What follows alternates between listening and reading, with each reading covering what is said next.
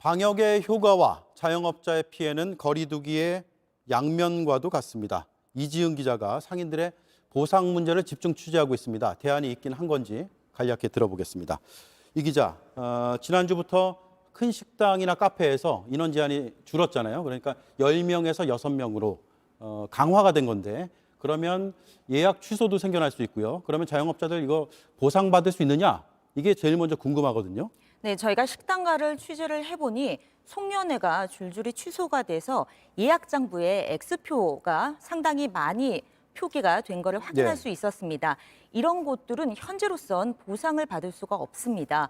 손실보상법을 보면 문을 아예 열지 못한 집합 금지 업종, 그리고 문을 열었지만 일찍 닫아야 했던 영업 제한 업종만 보상을 받을 수 있는 상황입니다. 아예 문을 안 열었으면 가능한데 그렇지는 않다라는 거네요. 그렇습니다. 국회나 정부에서 그러면 추진 중인 보상책이 있나요? 아직 본격적인 논의는 없지만 관련 법안은 나와 있습니다. 민주당 김성환 원내 수석 부대표가 내놓은 건데요. 인원 제한으로 피해를 본 이들에게 보상을 해줘야 한다는 개정안입니다. 예. 다만 이 법안은 큰 틀에서 보상의 필요성은 제기를 했지만 구체적인 것은 나오지 않아서 당정 협의가 이루어져야 할 것으로 보입니다. 네, 그렇죠. 당정 협의해야죠. 국회가 혼자 할 수 있는 일은 아니니까. 그런데 정부의 입장은 뭡니까? 네, 우선 중기부의 입장을 보면 필요하다면서도 적극적으로 나서지는 않고 있습니다. 아직 조사를 하지 않아서 인원 제한으로 피해를 본 곳이 얼마나 되는지 알 수 없다는 겁니다. 예. 그리고 예산권을 쥔 기획재정부는 이에 대해서 아예 입장을 내놓지 않고 있습니다. 네, 이럴 때는 피해 당사자들의 목소리가 제일 중요할 텐데 자영업자들은 어떤 요구를 하고 있죠?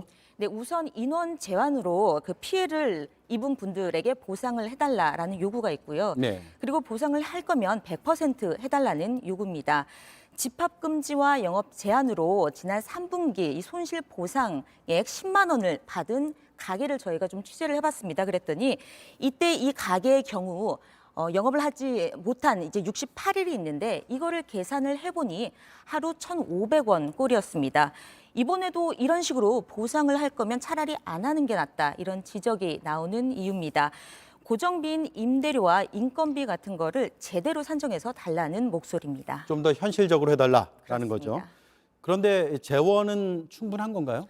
부족합니다. 따져봤더니 정부가 올해 4분기 그리고 내년 1분기에 손실 보상과 관련한 예산을 잡아놓은 게 2조 2천억 원입니다. 2조 원이요. 네, 그런데 지난 여름에 추경을 해서 5차 지원금, 그러니까 손실보상법이 나오기 전에 지원금을 줬는데 그때 3조 원이 넘었습니다. 이걸 감안하면 충분하지 않은 겁니다.